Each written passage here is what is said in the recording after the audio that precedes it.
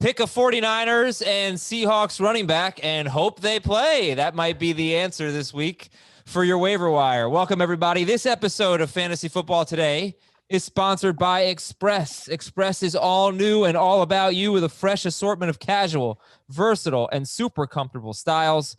Find out more about Express and their exclusive offer later in the show. Adam Azer, Dave Richard, Jamie Eisenberg. Jamie, where would this week rank on the waiverometer? I love weeks like this where it's fun and there's a little chaos and you don't know who's going to be the best players at some positions, like you said, or some teams, like you said. So I think it's going to be a fun week of waiver wiring because you have a lot of guys to replace, unfortunately. But yeah, it's there's not a standout running back. There could be a standout receiver. I take that back. There could be a standout running back. If JaMychal Hasty is the guy for the 49ers, I think he has a chance to be good. But there's not this is a league-winning type of player for you this week. Maybe not a running back at receiver, but there could be one at tight end. Dare you say that about Denzel Mims? Well, sure. Brandon Aiyuk is gonna have 100 yards and 2 touchdowns. Yeah, that's he's got huge upside.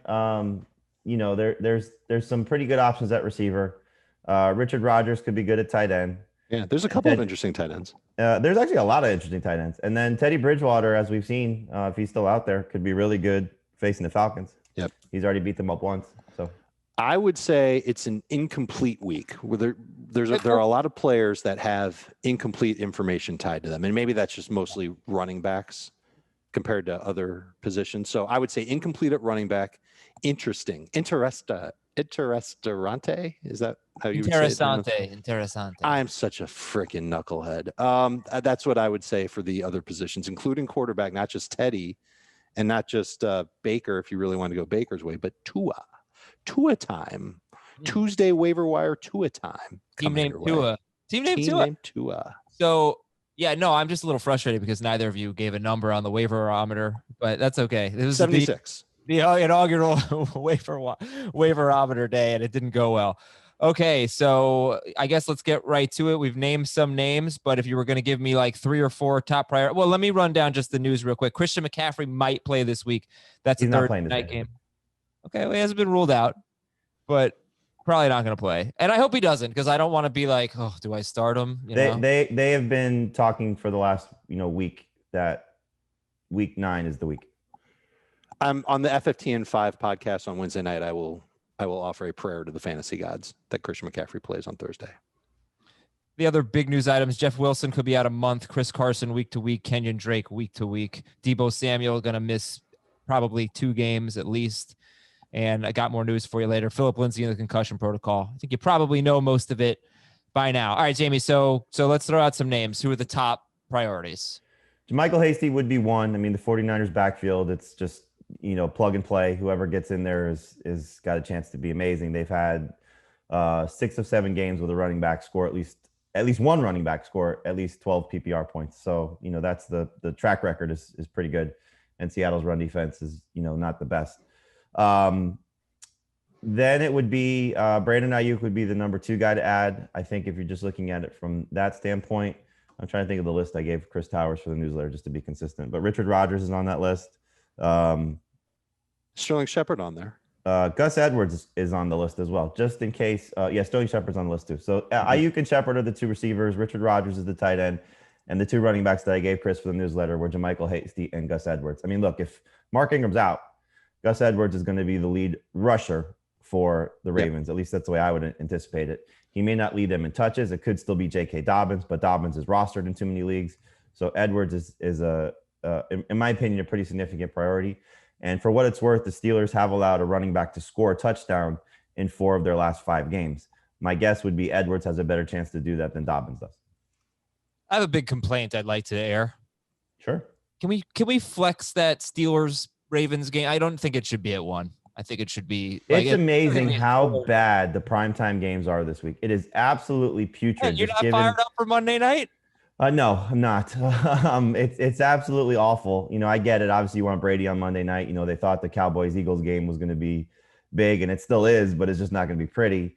The Thursday night game, it is what it is. The Thursday night game is always a gamble to begin with. But yes, you're right. The Ravens Steelers. I mean, imagine how things worked out for the NFL and certainly for NBC, that the Cardinals Seahawks game got pushed to Sunday night. Yeah. And arguably the best game of the year so far, and how that game unfolded. And then, we're left with, including this game last night, which was just absolutely awful, between the Bears and Rams, and leading into this week. Hopefully the games are fun, but just the matchups just don't, and the idea of watching those teams just doesn't feel pretty. Yeah, and Monday night is Sunday night, as Jamie mentioned, is Cowboys Eagles. Monday night is Giants Bucks, and we would have loved to have, I guess, gotten that Steelers Ravens game in prime time. Although I think it's my favorite rivalry in football. Yes, but although we do like keeping it in house. Yeah, that's fine. So let's just put it at 4. 425 game. It would have been nice, but that's okay. All right, listen. So JaMychal Hasty, Brandon Aiyuk. Now here's the problem. Like Jerick McKinnon, Kyle Shanahan said was being rested, and he said that for 2 weeks now. Yeah. Okay. So you're not buying it? No. Okay. I can't recommend people start Jerick McKinnon, knowing that he played 23 snaps 2 games ago, and Kyle Shanahan said, "Well, he was tired. We had to put JaMychal Hasty in." And then he was strictly limited to third down work last week. So he's tired. He hasn't been sleeping. Yeah. Well, what about the possibility also that Tevin Coleman comes back this week? That's the problem. And that's part of the incomplete information that literally we're going to have with every running back that we talk about today. Right. And so Carlos Hyde has a hamstring injury. Travis Homer might play. I mean, he has a new knee bruise.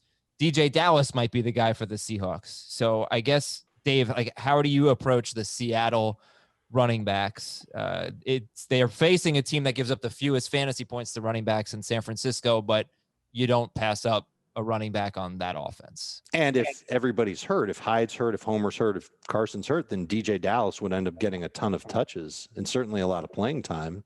And you don't want to, like you said, pass that up.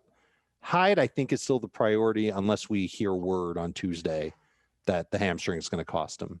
Homer's easy to get away from unless we hear that Hyde is out. And then DeeJay Dallas would be the third man going. That I think I would try and stash on my roster if I had the space. Unless news comes out, there's no way I could say make DeeJay Dallas the priority because he's the healthiest of the guys there. He might be the healthiest, but by the time we get to Sunday, he might not be the only one. He might be the third best one among the Seattle running backs. Yeah, I'd still make Dallas the priority just because from what Pete Carroll said. Every time Pete Carroll is not optimistic about something, you got to know it's bad news. And so for the fact that he was not optimistic about Carlos Hyde, I would venture to guess Hyde doesn't play. I'm hopefully plays. I hope Dave's right that it's going to be Carlos Hyde, but I would pick up Dallas first if I'm prioritizing the Seattle backup.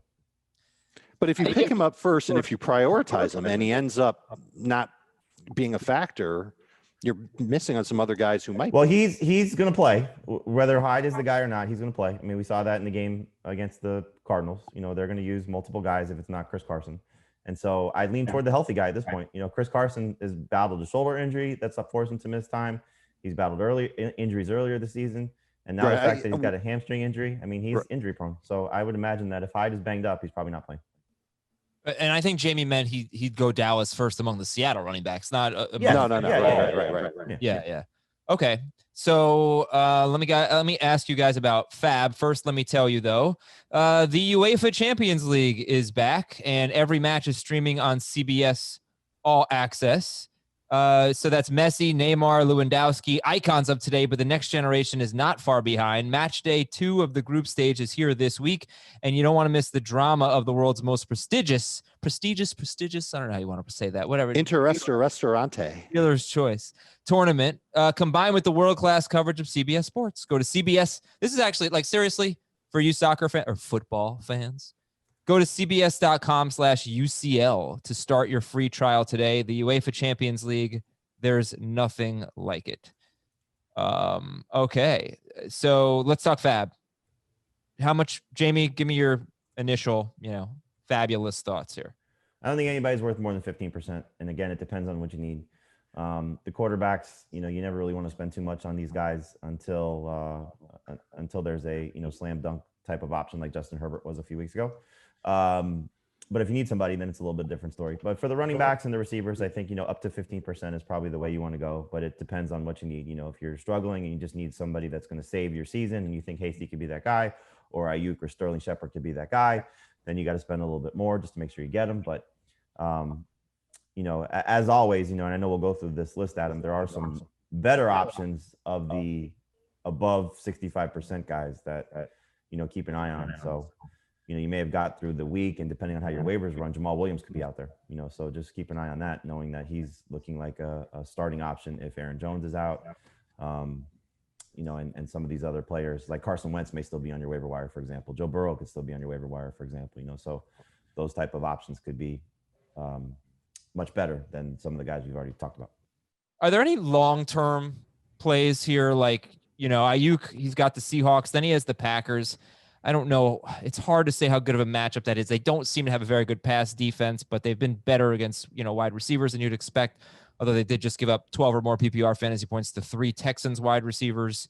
Then at New Orleans, you might get a few weeks of good production. Sterling Shepard, you might be able to plug him in, most weeks in PPR leagues rest of season. Are there any long-term plays at any of these positions that you think warrant more than 10% of your original fab budget? You mentioned the 2 receivers for sure. You look at the Browns situation, with Rashad Higgins and maybe Donovan Peoples-Jones, just to see if one of those guys can take over the target share for Odell Beckham. I'd be surprised, but, there's clearly an opportunity. Alshon Jeffrey, just based on what the Eagles receiving core looks like, but Travis Fulgham's probably going to be the number 1 guy there. At least that's the hope. I think, with Tevin Coleman out there and just knowing what the 49ers running back situation looks like, if he's 100% healthy, that could be their lead rusher for, maybe several weeks. We just don't know when Raheem Mostert and Jeff Wilson are coming back. What about Austin Hooper? 52% rostered. Yeah, I wouldn't pick him up anytime soon. Well, I mean, if there was anybody who could potentially help replace where Odell is missing, guy had 5 catches in 3 straight games. Yeah, but I mean, we don't know when he's coming back from. Right. Like if you're gonna take a long-term approach at tight end, if we want to go that route, I'd take Dallas Goedert over everybody. Yeah, think about Hooper. That's a better call than Hooper. Hooper would be great if he played this week. He'd be set up to be great, but then they have a bye. So Right. if he doesn't play this week, that's 2 weeks where you don't have Austin Hooper. Right. And I would imagine after what Harrison Bryant showed them, he's going to have a role, and then Njoku's still going to have a role. So who knows where the targets go for the Browns tight ends. Don't forget about Irv Smith. Irv Smith coming off a bye. He's got 2 straight games with more than 50 yards. Still only 5 targets in each game. And I just want to say Trey Burton too. Yeah, Trey Burton's been hot. Travis Homer, did we talk? Like, he really seems like he has a less serious injury than Carson and Hyde, a knee bruise. So Homer might be this is a separate conversation. This is not the long-term thing. He might be the guy for the Seahawks. I just feel like I had to say that. Yeah, I think, it's interesting because I'm writing it as we're, talking it through that, after the 49ers scenario and then the Ravens scenario, or maybe even including the Ravens scenario, because Ingram may play, like LaMichael Pirine might be the second best running back to add and just avoid those 2 headaches. Oh, no, I don't know. It's gross. It's really gross. Yeah. But at least you know his role. Yeah, but it's split. It's 50-50. Although he played like 70% of the snaps. Yeah, it's clearly trending in that direction. And so, Adam Gase didn't call plays in the first half, and then I believe called plays in the second half. And they had a 10-point lead in the first half, and Pirine did the majority of his damage in that part of the game. 4 yards in the second half. 4 yards in the second half for the Jets. 4 yards. By the way, we hope to have some updates tonight. So join us on Twitch at 8 p.m. Eastern, twitch.com/FF today. 1 hour waiver wire extravaganza while we watch the World Series. It feels like everybody's shopping online these days. And yeah, they should be shopping online. It's very convenient. I was just shopping online the other day for a mattress for a new crib. And what happens when I buy the mattress? Oh, hello, honey. Oh, I didn't say that to my wife. I said that to the Honey browser extension that popped up and said, "Hey, I got some savings for you." We saved like 10%. It was great. This is free money, everybody. Our sponsor, Honey, is a free browser extension that scours the internet for promo codes and automatically applies the best one available at checkout. It's your online shopping best friend. You get Honey on your computer for free and in 2 easy clicks by going to joinhoney.com/FFT. That's all you have to do. You go to joinhoney.com/FFT. And yeah, you get it on your computer. When you're checking out on one of its over 30,000 supported sites, Honey pops up and all you have to do is click apply coupons. So this also happened when I was shopping for groceries a couple days ago. Just most of the time when I'm online shopping, Honey has some type of discount available and it's just awesome. And it just takes a few seconds too.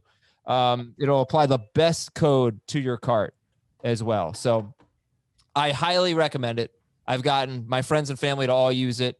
Again, you go to joinhoney.com/FFT. I know Dave's kids use it all the time. They save Dave Richard a lot of money. Dave loves the Honey browser extension. If you have a computer, Honey should be on it. It's free. It works with whatever browser you use, and you can get Honey for free today at joinhoney.com/FFT. That is joinhoney.com/FFT. I have more notes. Deshaun Jackson's out 6 to 8 weeks. Tyler Higbee missed Monday Night Football with a hand injury. We always like those Rams tight ends if one of them's out, and Everett caught a touchdown yesterday. Odell Beckham out for the season, as we know. Joe Mixon day-to-day. We'll check on Michael Thomas throughout the week. At least 2 Cincinnati offensive linemen are going to be questionable for this week's game. Tim Patrick day-to-day with a hamstring injury. Thinking maybe we shouldn't just forget about Tim Patrick. By the way, if you're hearing that noise, I believe Jamie is having some issues with his Zoom, and he's like here, leaving, back, gone. You know, he's playing games with our heart, Dave. He is. Yeah. Rashad Perryman's in the concussion protocol. Hi, Jamie. There he goes. Allen Robinson was evaluated for a concussion late in that game, so we don't have an update there. Nick Chubb could be back in week 10, and the Colts are working on their zone running schemes during the bye week. They know they have to get better at running the ball. They're putting some emphasis on it, and we've talked about it so many times. Other than Baltimore in week 9, Jonathan Taylor's rest of season schedule is pretty good. What would you say their next toughest? Well, they've got Baltimore, and then they've got Pittsburgh toward the end of the year. Pittsburgh week 16. Tennessee, so this is actually kind of a key thing because they have Tennessee twice in the next 5 weeks. And their run defense has got a lot better. I don't know if it's legit, but the last few games, Tennessee's run defense has gotten better. They've gone from being a sieve to, not bad. But Detroit this week should be favorable. All right, let's do our top 3 at each position. Get some names out there for people to know as they're making their waiver claims. Jamie, you with us? Yep. All right. Jamie, top 3 quarterbacks this week. Top 3 quarterbacks are Teddy Bridgewater, Kirk Cousins, and the great Jimmy Garoppolo. Okay, Cousins, so interesting to me.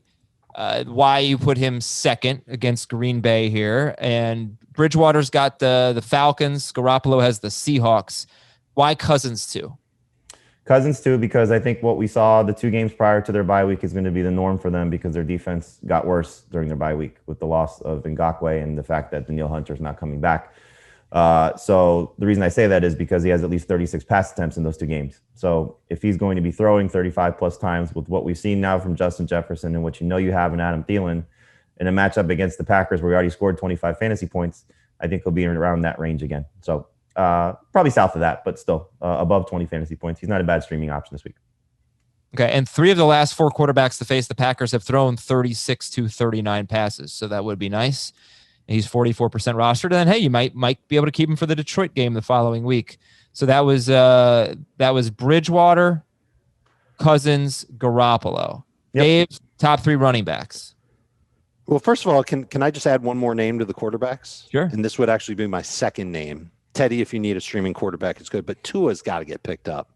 After what we've seen from Burrow and Herbert and the Dolphins making this bold move, they didn't even tell Ryan Fitzpatrick about it. And it just seems like everybody in the Dolphins locker room just saying glowing things about Tagovailoa. And we know what he's capable of doing because we saw it for so many weeks in college. I don't want to pass up a chance on having that. I wouldn't mind having him stashed on my bench. And I might prioritize that over a streaming quarterback. I guess it really just depends on what you need. But Tua is somebody that I'm going to try and get in a couple of my leagues. running back. Yeah. It's a messy list. I've got Hasty at the top. I've got Gus Edwards next, and I've got LaMichael Pirine next. And it's all contingent on us not hearing something about either Tevin Coleman or the Seattle running backs or anybody else on the Ravens or I guess just the Ravens would be that only other team. So Hasty first. I think he's probably the safest of the guys to pick up. And then Gus figuring that he could be the lead back if Mark Ingram is out. Pirine because he's a running back who will touch the ball on a football team. Man, it's so frustrating. Like, I don't know. How can I go through waivers and not put in a claim for a Seahawks running back? But I don't think you're not putting a claim for them though. No, I just don't know who. I don't think it's going to be Carlos Hyde. Prioritize him however you think. If you think Hyde's going to play, then make him the priority. If you think DeeJay Dallas is going to be the last man standing, then make him the priority. Don't go crazy and fab. Don't make it where you lose your waiver spot if it doesn't reset. But if you need help and you want to just say, okay, it could be Homer. I mean, it could be Hyde. Yeah. It could be Dallas. At this point, the only reason I would say Dallas is because he's the one that's not hurt. So he did not play well when he came in. He had one of the worst blitz pickup attempts that I've ever seen. He's not good. But again, volume matters. And, if he's going to be in the neighborhood of 15 total touches, which I think would be the case if he's the only guy there, unless they bring somebody off the street. Who knows? We could see Marshawn Lynch back for Seattle. They've shown us that before. Yeah. Kristen Michaels. That's the thing. They can't get someone in this week. That's why it's so interesting because of the COVID restrictions. Wasn't it 5 days? If they've already started their COVID testing, I think I read today that it's just very unlikely or maybe even impossible that they're going to get someone in this week. Well, they brought someone in today, and the game is Sunday, right? Wouldn't they be cleared? I don't know, but are you really going to have somebody not practice once and then look, and it's against the 49ers. Like it's not a cakewalk matchup by any stretch. Again, we're talking desperate situations. People that are in 14-team leagues, 16-team leagues, 12-team leagues where there's deep benches, you might be stuck. So look what I'll give you the scenario that I had. I had to trade you. I know it was good player for good player, and obviously trading is easier than a better thing for your fantasy team than trying to plug in DeeJay Dallas. But I had to give up CeeDee Lamb to get Darrell Henderson. Now, forget about how it worked out. Yeah, it worked out well for you. Well, potentially. But, you don't want to give away good players. You don't want to give away good players to, plug holes if you don't have to. Sure. So let me phrase it like this. Let's say I guarantee you, I'm going to ask you a few questions. I'm going to guarantee you that Carlos Hyde is starting this week. Top of the list, right? Okay. Not ahead of Hasty. Really? I would. Not me, no. Okay. But even with in this hypothetical scenario, Carlos Hyde is definitely starting, but Tevin Coleman also is up in the air, Don't care. You're still going to take Hasty. 100%. Why? Even though he's not, that's so interesting to me. Why? Because it's the 49ers. But, okay, the 49er, you mean offensively. It's right. The Seahawks. Well, that helps too. Well, the Seahawks have gotten some good production from Chris Carson, who's a great player, but it's been weird how they've done it with him so far this season. And so Carlos Hyde, yes, he scored against the Cardinals, but I don't trust Carlos Hyde, especially if he's got a tweaked hamstring already. Also, and it's the 49ers. They've just said it. It's the matchup is not a great matchup, not in his favor. I don't know. I think the Niners defense is so depleted. Like the last 2 weeks, Henderson had 14 carries for 88 yards. Damian Harris had 10 carries for 58 yards. I'm not sure that their run defense is as good as the stats would indicate because it's different. We all know the Seahawks are a passing team. The one strength of San Francisco's defense that so far that has remained is their run defense. It may not be as good as it was a year ago, but it's still been good. Okay. So, I guess just after what happened with Jeff Wilson this week, how can you be that confident that Hasty is going to be the guy and they're not going to go right back to McKinnon? Because McKinnon is, even if they go back to McKinnon, you go back a few weeks ago. Remember when Jeff Wilson had the double-digit carry game and scored 2 touchdowns? I think it was against the Jets or Giants. Yeah, it was against the Giants, and it was almost all of it after Jerick McKinnon got hurt late in that game. I just don't think they trust McKinnon at this point. I don't either. I think they do on third downs. That's it. That I trust them.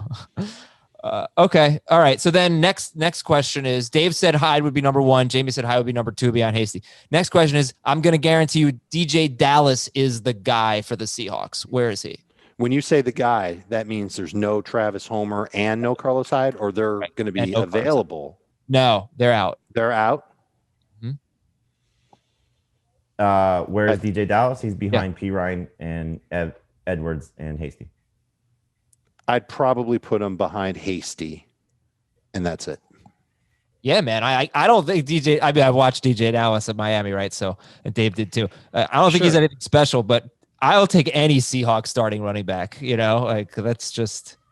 And I think he's best offense in football. I think stylistically, he's what Pete Carroll wants from a running back: physical, zone runner. He's got decent hands. All right, Jamie. Top 3 wide receivers.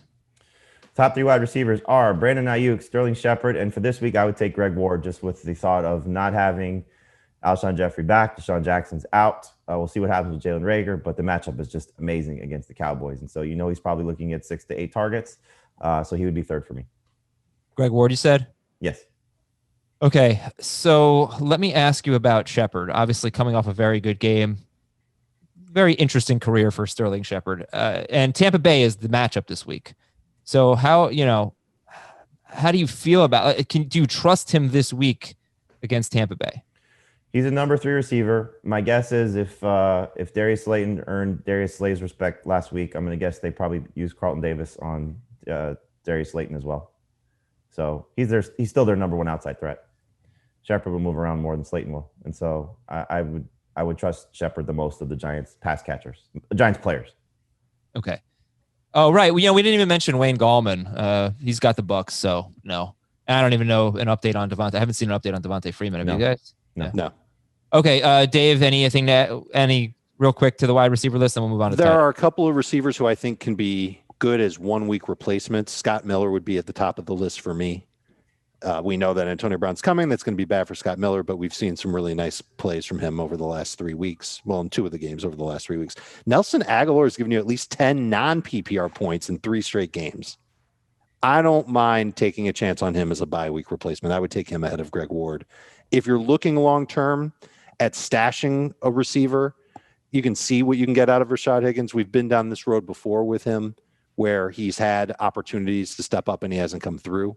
He's kind of like I wouldn't spend more than maybe 3% of fab max on him, but we know that the opportunity will be there for him to be the primary outside receiver for Cleveland for the rest of the year. Okay, Dave, give me some tight ends. My top tight end is Trey Burton because I think he's got potential to be a top 12 guy this week and rest of season. Irv Smith, I just love the talent, and I'm hoping that Minnesota during their bye week figures out ways to utilize him. On the very slim chance that they trade Adam Thielen, which Jason LaConfora reported is a possibility on Fantasy Football Today on Sunday morning. I know everybody caught that. If he leaves, that means Justin Jefferson's the number 1 receiver, and Irv Smith should step into that number 2 role. I like the talent. That's it. So I wouldn't mind stashing him. Hooper, I think, is a guy we're stashing. Richard Rodgers is a tight end streamer for this week. So if I'm ranking them, it's going to be Burton 1. If I need a tight end this week, Rodgers will be 2nd, and then Irv Smith 3rd. Okay, and Jamie, you like Rodgers 1? Rodgers easy 1 for me this week, and not long term because obviously Dallas Goedert's expected to return after their bye in week 9, but he's got the best situation this week against Dallas and gives you the most start appeal. I would put Gesicki 2nd. Dave mentioned the people raving about Tua Tagovailoa. Gesicki was at the top of the list, so hopefully that's a rapport that carries over, and then Burton would be 3rd.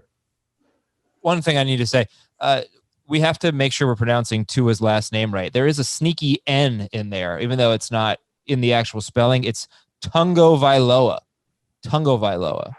So we're gonna work on that going forward, like Tunyon, Tagovailoa. Okay, DSTs. Jamie, top 3. The Colts, since they fall into the threshold that we look at, so go get them if they're available. The Saints, they get the Bears. Look at them because the Bears stink. The Packers, their defense, I think, will get a couple turnovers on Kirk Cousins, even though he had a good fantasy game against the Falcons. He turned the ball over quite a bit in that game, and he takes a lot of sacks. And then the Titans against the Bengals. Bengals offensive line is a disaster. And Burrow takes a lot of sacks. Those take a lot of. I'm not loving it this week. I'm not loving the DSTs. Yeah. No. What about the Dolphins? They wouldn't be my top pick of the DSTs, but if I couldn't get my hands on the Colts or the Saints, you wouldn't consider them? Not as a starter. Rams are good. The Rams, though, long trip, short week. Monday night football game now going across the country. Dolphins coming off a bye. They're going to be hyped. I don't know. With Tonga Vailoa. I'm going to guess the Rams are like one of the 5. Like, okay, in terms of fantasy points allowed to DSTs, I'm going to guess they're 5th fewest. Let's see. DSTs. Rams are, I was wrong. I was very wrong. They're 13th. Yeah, it's not a great week, I think, for streamers. Would you guys agree with that sentiment? Yes. Okay. And Jamie, who are the kickers? Blankenship, if he's available. Oh, yeah. Yeah. Punted on him. Joey Sly has been good. People gave up on him last week because of the COVID report. So I'd go back to him this week. Jason Sanders had a bad week his last game, but should still be good. Home game against the Rams. And then Tyler Bass is coming off a good game, and he gets the Patriots at home. Okay. He's now rostered in 66% of leagues, but Randy Bullock, It's been awesome. Almost lucked into picking him up last week. He's been really good. So depending on your scoring, 9 or more points in 6 of 7 games for the Bengals. Tennessee gives up the 4th fewest fantasy points to kickers. I don't know if that matters to anybody, but Randy Bullock is another guy. Okay, Rams and the Bears last night. Let's recap this game. 24-10. Oh, that Robert Woods fumble was so glorious. I know I want to match up on it. Jamie want to match up on Robert Woods' fumble. Just beautiful stuff. Sorry, Robert Woods, but it was great. And you still won the dumb play call. Absolutely dumb. I think you're talking about the Cordero Patterson 4th down carry. That was dumber than that, but you're playing with the lead. Stop with the stupid jet sweeps. Just run up the middle and punt. Dave, give me a hot fantasy take. Cam Akers is cuttable. It's over. There was garbage time in this game, and he didn't even get a carry. The Rams are telling you what they think of their running backs. Darrell Henderson is their primary guy. He got hurt for a spell in this game. You'd think, well, this would be a great chance to use Cam Akers. Didn't happen. It was Malcolm Brown. And then again, garbage time. This would be a perfect time to just get him some experience. Nope. Didn't happen. Henderson has led the Rams running backs in snaps 3 straight weeks. It's been close between him and Malcolm Brown. Akers has not been anywhere near it.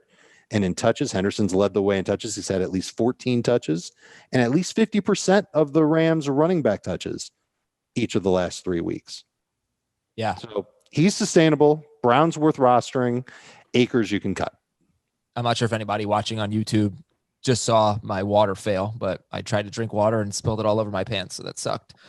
Henderson, this is why I traded him in PPR for a guy who had no catches in CeeDee Lamb.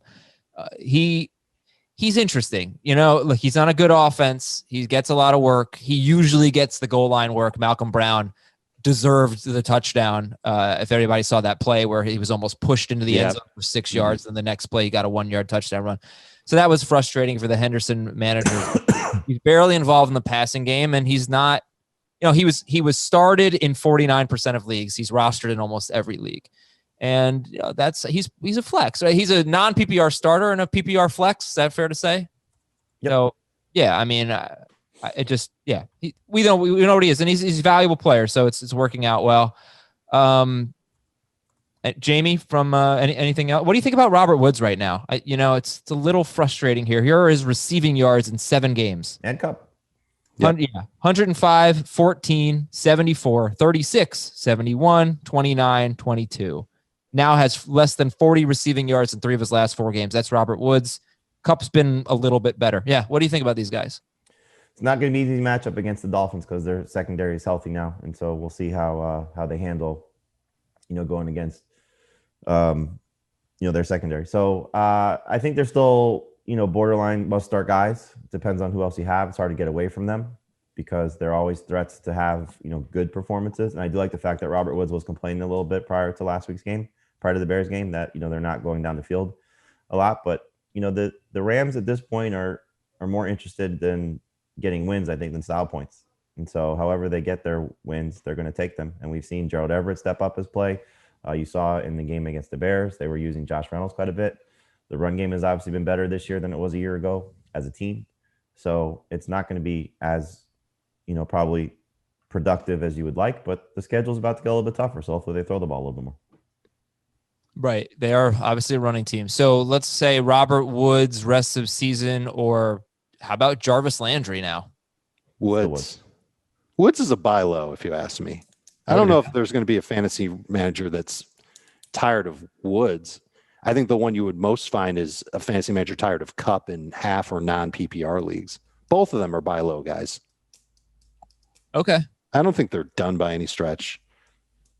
No, but I don't know if people think they're done. I'm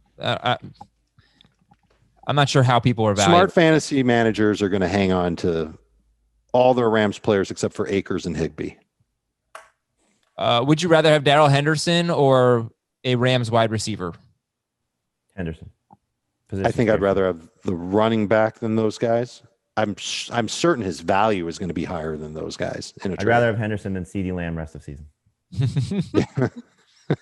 I still have Henderson in like 3 other leagues. Yeah, Cole Kmet. I hope Cole Kmet's role continues to grow because we do have some good Cole Kmet team name Tuesdays. I got it started with Kmet Opera, and then I said I've never Kmet a team name I didn't like. So then there's some better ones. Kmet the Frog, How I Kmet Your Mother. That was probably my favorite. Commitment to excellence. Kmet, that's good. Have we Kmet before? Let's see. When N'Keal Harry Kmet Sally. That's really good. Kmet me, bro. The New York Mets, but like the K is capital. Meet the Kmet. Beat the Kmet. Yeah. Kmet murder. Let's see. Yeah, so good stuff. I think I had one more that I really liked. Yeah. Okay, that's it. Thank you for the Cole Kmet team names. Matt Nagy did say after the game that they're going to get him more involved. Oh, good. That will be Kmet with enthusiasm in the fantasy community. So listen, we're super pumped up about this Express sponsorship, getting some great feedback, and you're taking advantage of the offer if you text football to 397-737. Text football to 397-737 and get $25 off your $50 purchase. And whatever you need, okay, ties, shoes, masks, jeans, shirts, women's clothing, everything, they have it on Express. No matter what your body type is, you're tall guy, you're athletic, yeah, they've got a lot of versatility, and it's super, super comfortable. It's on its way. I should be getting my order: sweater, t-shirt, and button down. Hopefully today, maybe tomorrow. So I'm extremely excited about it. Looks great. Wife's excited about the new wardrobe. And then once I get this stuff and I see what fits me right, what size I am, I'm going right back on there and I'm getting like 10 more things because I have not gone shopping in a while. And Express is really the way to go. I'm blown away by the selection, and I think you will be too. Just go to express.com. Just browse. And one thing that they're really highlighting is their Luxe Comfort Knit collection. Sharp details, soft fabrics. It's like wearing your favorite sweats. You want to look good. It's really important when you walk out of that house. You want to look good when you're on camera in your basement or whatever doing a podcast. You want to look good as well. So I'm looking forward to getting my new supply, and I'm looking forward to you taking advantage of this great offer on Express. Text football to 397-737. Football to 397-737 and get $25 off your $50 purchase. All right, into the waiver wire, and first the Dropometer. 0 to 10. Michael Gallup. 10. It's a 10. Robert Tonyan. There's no point in having him on your roster. You're never going to feel good starting him. 10. Tunion's like a 7. There's so many other tight ends out there that you can pivot to right now. It's true. Mike Williams. 8. 10. That appeared to have been a massive waste of fab for people last week. 92% rostered, Mike Williams. Cam Newton. 20. 7. At Buffalo, at the Jets, his next 2 games. So. Can he complete a pass inside of 10 yards? He's going to be one of the players that we drop, and you probably should, and then pick up next week after he scores 25 points. I'd rather speculate on Tua. Julian Edelman. 10. Yeah. He was already a 10 in 9.5 PPR. Yeah. Tua has not played in a year. What are you talking about? He played like Yeah. 4 snaps last Great. Dolphins game. Good for him. Yeah. Other than that, I wouldn't go crazy over Tua until we see it, because the Rams going to be a really tough matchup for him. obviously I said the same thing about Herbert. You know, I'm not going crazy over Herbert. So Dave's right. The rookie quarterbacks have been great so far. And they are great players. Like Burrow, I sung the praises of before the season. Tua, same thing. Herbert, I wasn't as excited about, and look at how he's doing behind a bad offensive line against tough defenses. So, you know, the strength of the waiver wire is going to be the random player who's managed or who's rostered in 70+% of leagues that's available in your league. And there might be a lot of them. Okay. You might have Giovanni Bernard or Jamal Williams or Boston Scott available to you. They weren't picked up in every league. You might have Carson Wentz available to you. So we haven't really gotten into the 10-team league waiver wire guys. So we'll talk about them now. Let's start with quarterback. And the check to see if available list is Carson Wentz against Dallas. And he's got 2 straight 30+ fantasy point games, 6 point per passing touchdown leagues. Joe Burrow against Tennessee and Derek Carr at Cleveland. So Jamie, if they're all available, how are you ranking them? That would be Wentz, Burrow, Carr. Wentz for this week would be the number 1 quarterback if you just need a starter. Burrow probably more. Well, I don't know when his bye is, but Next week. They both have a bye next week. Okay, so then just take Wentz. But that's close. I mean, they both have been really good. And I'm just a little concerned about I know this sounds funny, but the Bengals offensive line, even though Philly's offensive line is a disaster. But, now losing Jonah Williams and Billy Turner is hurt, right? No, Billy Turner's not on the Bengals. Bobby Hart is hurt. Billy Price replaced him. Billy Price is terrible. Right. I think Jonah Williams has a chance to play this week. I think they said he might miss this week because they're buys next week. That's what I see. Okay. But it's, I mean, look, Jonah Williams, it's still 5 big guys that don't do a very good job blocking. Right. But the offensive line for the Bengals has not been good all season, and now they're down potentially 2 starters. Right. So but Burrow has still found a way to work around that, though. Right. But you're also getting a Tennessee team coming off their first loss. And, I know that defense hasn't exactly been good getting after the quarterback, but I would imagine that's going to be a priority this week against that offensive line. So he just makes me a little nervous this week. You're still starting him. I would take Wentz against Dallas. That's an easier matchup. So give me Wentz over him. And then, look, let's give Derek Carr some credit. He's been really good. He's coming off another strong game. He has a good matchup against Cleveland. So he's a borderline starter this week as well. Dave, how would you rank those 3 rest of season? Wentz, Burrow, Carr. You just did. Okay, thank you. And if you're picking up a player for this week, is it Teddy Bridgewater or Carson Wentz if you had that choice? Wentz. Is it Derek Carr or Kirk Cousins or Jimmy Garoppolo? Carr over Cousins and Garoppolo. Yeah. The one I would struggle with would be Carr and Bridgewater because both have good matchups. I take Teddy just because the matchup's better. Me too. But Carr, again, they've basically been about the same. Their fantasy production has been about the same over this last month. They both, had very good matchups. They'll have very good matchups this week. But Teddy, at least you've already seen it once against this Falcons team. So one of the more interesting numbers to me this week is pass attempts for Jimmy Garoppolo. We know he doesn't throw that much. He threw 25 times last week, completed 20 of them for 277 yards. And despite the 2 interceptions, I think he played pretty well. One of those interceptions was like a Hail Mary at the end of the first half. The Seahawks, they see 48 pass attempts per game from quarterbacks. That is 7 more than next on the list. Number 2 is Cleveland, who sees about 41 per game. 48 per game. That's remarkable. Garoppolo is liable to throw half of that basically in some weeks. So how much does he have to throw? If Jimmy Garoppolo is going to throw 40 times, he could have a really big week. Anybody could have a really big week against the Seahawks.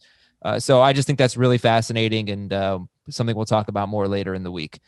Baker Mayfield on waivers. He just lost Beckham, but Dave, I know you've got some interesting numbers about Mayfield. We're not saying this is how we feel. This is just what the numbers are. Do you have those handy? I can find the text that I sent you with the numbers. Yeah. If we count week 7, I got it. Okay. Let's say week 7 is a game without Odell Beckham. Okay, because he only played a little bit in the first quarter before he tore his ACL and then he was out. These are just raw career splits with and without Odell Beckham. 15 games without Odell Beckham, 65% completion rate, 7.8 yards per attempt, a 6.2 touchdown rate, and a 2.9% interception rate, and his quarterback rating was in the low 90s. With Odell Beckham, 22 games. Actually, scratch what I said about the quarterback rating. I'll get to that in a second. 22 games without Odell, 59 or with Odell, 59% completion rate, 7 yards per attempt, so almost a yard worse. 4.5% touchdown rate, more than 1% worse. 3.8% interception rate, 1% worse. Well, I mean, it was higher, but it's worse. He threw more interceptions per pass attempt. His quarterback rating throwing to anybody over the last 2 years, except Odell Beckham, was in the 90s. His quarterback rating throwing just to Odell over the last 2 seasons was in the 70s. Wow. What I saw from Baker Mayfield after Odell left was a kid who was getting rid of the ball really quickly and was scanning the defense really quickly. And he was on point. And I don't know if he was just pumped to try and like will his team to victory, but some of his throws were the type of throws you would expect from the number 1 overall pick in the NFL draft. I'm not saying it's going to be this way and that all of a sudden Baker's going to step up and be a top 12 fantasy quarterback just because he doesn't have Odell Beckham. It doesn't make sense. The argument doesn't make sense at all. But I do think that it's going to be interesting to watch over the next couple of weeks just to see how he ends up doing without Beckham there. This was his best fantasy game of his career. 39 fantasy points is a career high. Obviously, the 5 touchdowns. The plus would be is I think, you know, Dave illustrated it with the numbers, but he played free. You know, it looked like the guy that we saw his rookie season. The problem for Baker still, and this is where I struggle with ranking him this week, he did all that with 28 pass attempts. And so he did it against the Bengals. Yep. And so, you know, the volume is still going to be a problem for him. It's still Stefanski who wants to run the ball. They can run this week with still plenty of ease and have success with Kareem Hunt and not have to necessarily throw the ball all over the place. I don't think their game plan is going to change, especially without Beckham and Hooper there. So I think Baker's a good starting option this week if you're stuck. Obviously better in 2 quarterback or super flex leagues. I wouldn't go crazy in starting him this week if you don't have to. But as of right now, I have him ranked ahead of Cam. I have him ranked ahead of Ben. I have him ranked ahead of Breeze. And so just looking at it from that standpoint, given the matchup against the Raiders, the fact that I do think that this will help him because he's not going to have to focus on featuring Beckham, which is part of it. So again, you know, hopefully Baker's allowed to just be Baker and not have to worry about appeasing a Devo wide receiver. Okay. By the way, if you're wondering why we haven't talked about a Saints wide receiver, you know, you just heard Jamie talk about having Mayfield ahead of Breeze. They got to the Bears, and you know, Bears are just on so good against wide receivers. Yeah, on the road. And I wasn't sure that the Bears are really that good against wide receivers. They just hadn't really been challenged. And yesterday they did very well. So okay, let's see. Let's go to the running backs. Here's the check to see if available list. Giovanni Bernard, 18 touches, about 100 total yards and a touchdown. They still like can't really run the ball. He averaged 3 yards per carry. He also had a huge screen play called back on a penalty, which was just bad. Jamal Williams, great game for him at Houston, and Minnesota is this week's matchup, and we'll see. Hopefully Aaron Jones is back. Chase Edmonds on a bye, and Kenyon Drake going to miss a few weeks. So a bye, then Miami, then Buffalo. Boston Scott gets Dallas this week. Alexander Madison, we're not sure about Dalvin Cook, I guess, but expecting Cook to play? Yes. And J.K. Dobbins, we're not sure about Mark Ingram. So who's a must start? Like right now, they're all must starts. If the 3 injury replacements from last week are must starts without a question, without a doubt, if they get the chance to start again in Jamal Williams, Giovanni Bernard, and Boston Scott. Right. And Edmonds would be if they had a game. I can't imagine they're all available in your league, so I'm not even going to bother ranking them. Ed, how much long-term appeal does Chase Edmonds have? He could be their guy the rest of the season. This is an audition. Oh, okay. I would not be surprised if they're buyers also at the trade deadline if Drake is going to miss significant time. So we're assuming they just didn't learn their lesson from last year. Well, if they did learn their lesson, it worked out great for them because they traded for Kenyon Drake and he was awesome. And then they paid him a lot and he wasn't awesome. They didn't pay him a lot at all. They gave him a 1 year, $7.5 million deal. I thought it was more than that. Doesn't matter. So. Doesn't matter. It's a 1 year deal. Money. It would kind of stink for Chase Edmonds if they did that. I'd like to see. Well, Edmonds it just depends on who they would acquire. You know, right. I don't know who's out there that's of that caliber that they could bring in. You know, I would guess there's, you got to look at some of the teams that are bad that would be right. Would the Falcons part with Gurley? Guys, Probably. let's talk more about the waiver wire instead of that. Sorry, J.K. Dobbins. Like, what do you do with J.K. Dobbins right now? You have to hold him because if Ingram is out, you want to talk about audition. Again, we've seen now one example of a team coming off their bye with a high-profile rookie, and they featured him in the first game with Detroit. And the door is open for the Baltimore Ravens to do the same thing with Ingram banged up. So if Ingram doesn't play, then Dobbins could potentially be great. If Ingram does play, then it could be a mess again. So you want to hold Dobbins for at least one more week. It's a tough audition against Pittsburgh. What do you do with Damian Harris, Josh Kelly, Zach Moss? Is it Moss? Arrow's pointing hopefully up for Moss. And what about Harris and Kelly? I want to hold all three of those guys, and if I don't need to replace a starter, I'd like to pick them up if they're available. Because, I mean, you see what Harris could become if the Patriots offense starts to get better. He's clearly their best running downs guy. And so I'd like to have him on my team. Moss, like you said, I totally agree. I mean, Devin Singletary just can't run the ball right now. And, Moss will maybe push him, if not replace him as the starting running downs guy. And then Kelly, look, he played more than Justin Jackson. It's going to be a split situation. Jackson looked better, but Kelly's still there. Will have a role. And we just don't know when Austin Eckler is going to return based on the reports. So, again, all three guys I'd like to have on my team if I can. I wonder if Jackson is still dealing with that injury, and that's why his playing time was limited. He didn't look like it when he played. I agree with you, Jamie. He looked good out there.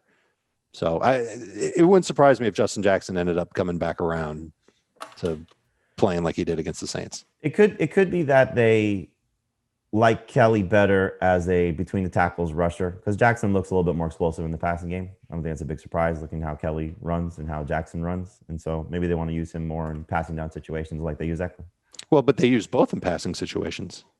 Right. But I'm saying if you look at them, Kelly's more physical presence. So, let him be kind of the thumper, and then, keep him in the same role that they had planned for him when Eckler was healthy.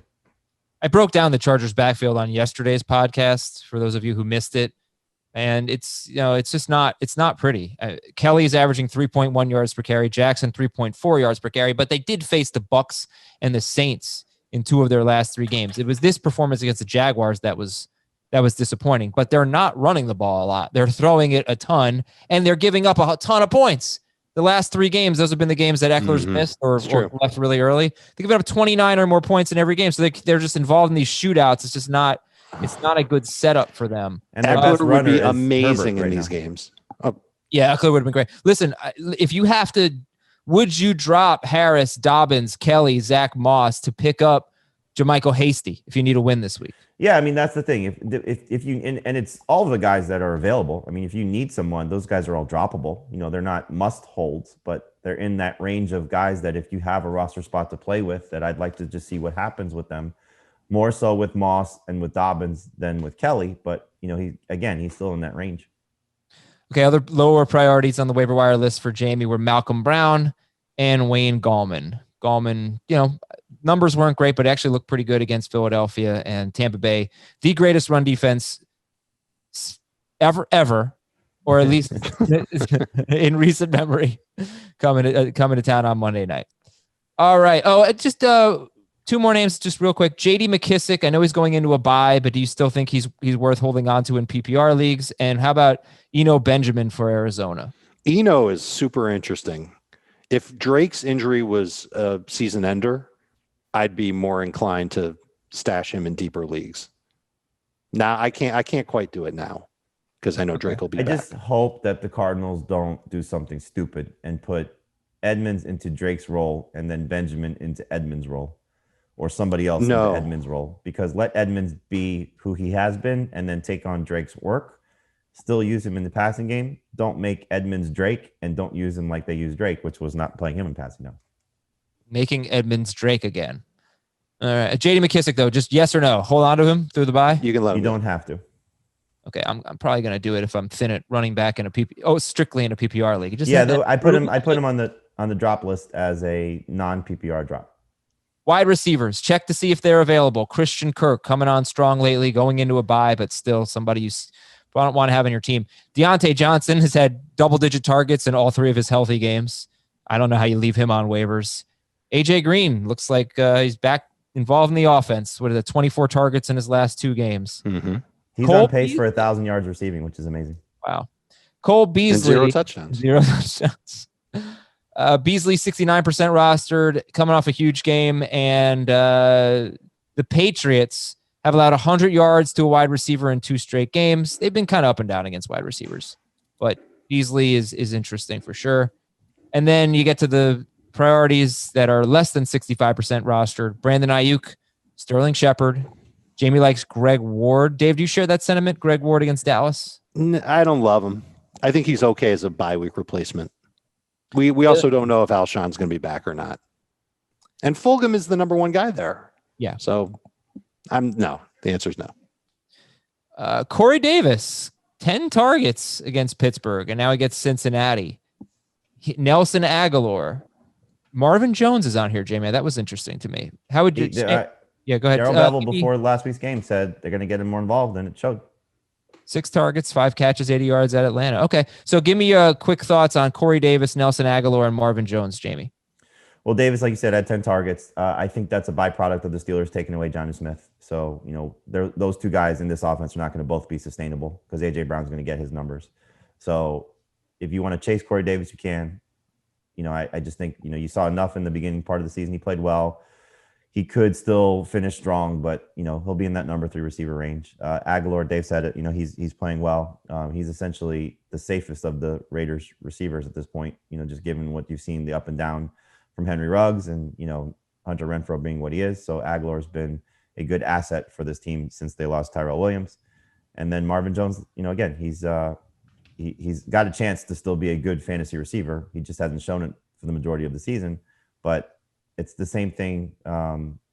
We talked about this previously. It didn't really manifest itself in the Dolphins' last game against the Jets because they didn't have to throw. But prior to them facing San Francisco, Chan Gailey said, we got to get Preston Williams going. And he comes out with his best game of the season. Darrell Bevell says the same thing. We'll see if the Lions continue to feature Marvin Jones in some games where they're going to struggle to run the ball. I think this is going to be one of those games. And then are any of you excited to add Preston Williams, Rashard Higgins, Marquez Callaway, Donovan Peoples-Jones, Deontay Harris, Denzel Mims, Jacoby Myers? Anyone you're excited to add? I mean, Preston Williams, look, that could be Tua's guy. We don't know. And you have Devontae Parker. We expect him to play, but he's dealing with a groin injury. And for the Saints, I mean, if they don't have Michael Thomas and Emmanuel Sanders again, Callaway, his targets were great. Deontay Harris, same thing, 6+ targets for both those guys. Harris scored a touchdown. It's a terrible matchup, but, you could be stuck. Mims could be the number 1 receiver for the Jets. Rashad Perryman and Jamison Crowder are both hurt. So, that's a guy that still has some upside. And again, what the Browns situation is, if there's, a need for a team, they have it without Beckham there. And so Higgins has started to play better with Beckham on the field lately. And now there's a big opportunity, and the same thing for Peoples-Jones. So Peoples-Jones, I'll give you this stat. He had 4 games in 2018 where he had 5 to 7 targets. Oh, no, not Peoples-Jones, Rashard Higgins. Rashard Higgins, 4 games in 2018 with 5 to 7 targets. He had 47, 60, 61, and 86 yards with 1 touchdown.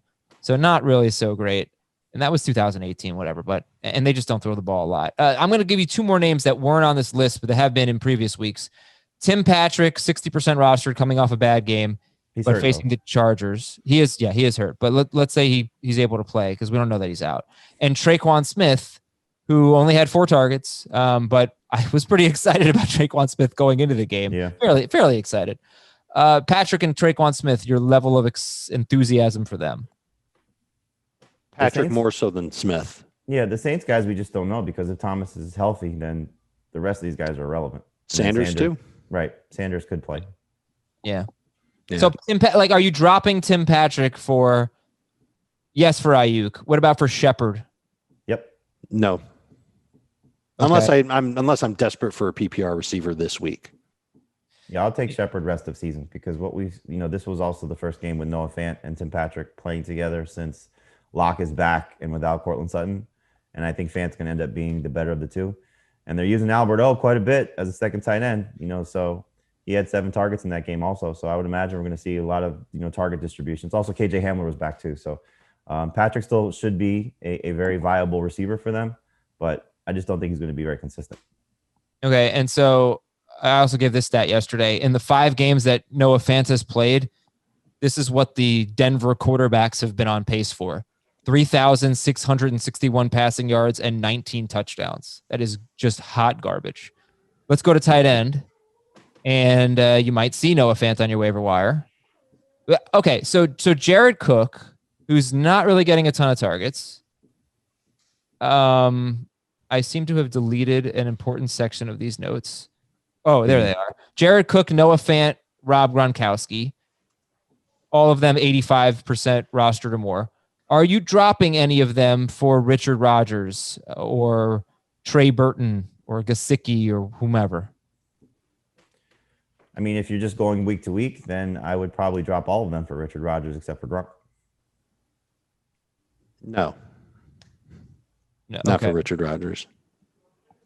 How do you feel about, so Rodgers is our favorite. Rodgers and Burton. For Dave, I think it was Burton. For Burton's James, first because I think he might be able to be your tight end rest of season. Yeah, that's fair. Whereas Rodgers, definitely a great option this week, but we know once Goddard and Ertz get healthy, he's going to Benchville. The problem I have with Burton is like they hardly ever throw. He's had 5 and 6 targets in his last 2 games, and Mo Alley Cox has been out. Is he back? I don't know if Mo Alley Cox is ever going to be a thing that greatly impacts Burton. Okay, yeah, he wasn't playing a lot of snaps when Burton was hurt. It's and true. Now Burton's playing, and the coaching staff loves him. And right, Jack Doyle's more of a problem for Trey Burton. Agreed. How do you feel about Gerald Everett this week at Miami if Higbee were out? He's a low-end starter, so I would put him behind Rodgers, behind Gesicki, and behind Burton. He's 4th. And Higbee, I mean, I kind of feel like we thought Higbee was going to play on Monday. It was a little surprising. So I'm hoping he's able to play this week. And then Harrison Bryant. Why? Yeah. For his sake. I don't know. I mean, at this point, for fantasy managers, you got to move on from Higbee. You're absolutely right. For fantasy managers, it'd be better. The bust potential that we talked about prior to the season has certainly manifested itself. Well, they've gone from one of the most pass-heavy teams to one of the most run-heavy teams. Well, it's also that Everett's back. I mean, all of Higbee's big games came when Everett was not there. His target share has just dwindled. Yeah. But it's happening to everyone. I mean, Robert Woods and Cooper Kupp aren't getting exactly. Yeah. But Higbee was the one that you could say, okay, if Everett plays, can he do that again? And now you're seeing it. He can't. Actually, one of the biggest takeaways that I have, how difficult it is to project a team's run-pass splits. You go into the season, you're like, the Vikings are just not going to throw a lot. And you're absolutely right. The Titans, however, have been like middle of the pack in pass attempts, as far as I think. The Bears throw 40 times a game.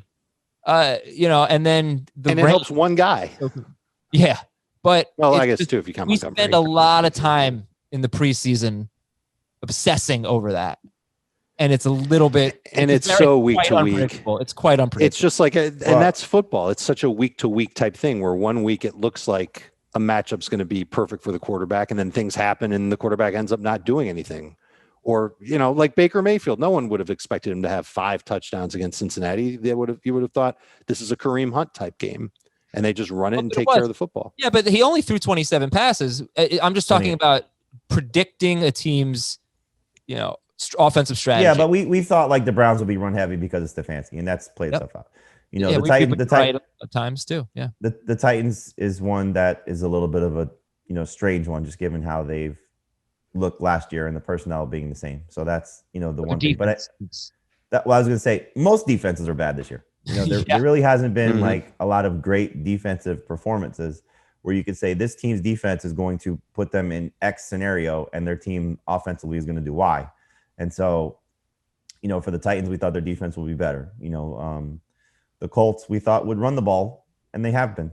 So there are some teams that have worked out. There are some teams that just haven't yet. And I'm curious to see if the defensive performances start to improve as the season goes on. You'd probably say no, but again, just based on how the holding calls were being called, holding penalties were being called early in the season, and how they may be called a little bit now. That could factor into it. Anecdotally, did you guys notice more holding this week? Because I noticed a lot more offensive holding. I think the last couple of weeks, it's kind of stood out to me a little bit. Yeah, I'd love to get a stat on that because, you can only watch so much, but I'm definitely been seeing more of it. Okay, guys. Last guy I want to ask you about is two guys actually, real quick. Eric Ebron at Baltimore. Is he a starter or a sit this week? He's a sit, but at least the targets have been there for him. For the most part, they have. And then Logan Thomas going into his bye week. Long-term potential? I wouldn't keep him. In deeper leagues, but I agree. I don't think you have to keep him. Like he's behind. I'm sorry. No, go ahead, Dave. I was just going to say, to me, he's a touchdown or bust tight end. Yeah, I mean, he's behind. Like, I would pick up Harrison Bryant this week if you need a tight end and drop Logan Thomas. Okay. And super deep, Drew Sample. He's okay sometimes, and they throw a lot, and the Titans pretty bad against tight ends. Was Dalton Schultz on your drop list, Jamie? Yep. Oh, okay. Yeah. I honestly wasn't even asking about that. Like, just how can you keep them right now? DST streamers, Colts, Saints, Packers, Titans, Kickers, Blankenship, Sly, Sanders, Bass. We are out. Thanks so much for listening. We'll talk to you on Twitch tonight, 8 p.m. Eastern, to update you on the waiver wire and anything else you need help with. For Dave and Jamie and Ben Schrager, I'm Adam. Talk to you tomorrow. Want more of the Fantasy Football Today podcast and nonstop year-round fantasy advice? It's simple. Hit the subscribe button and hang with us all throughout the year.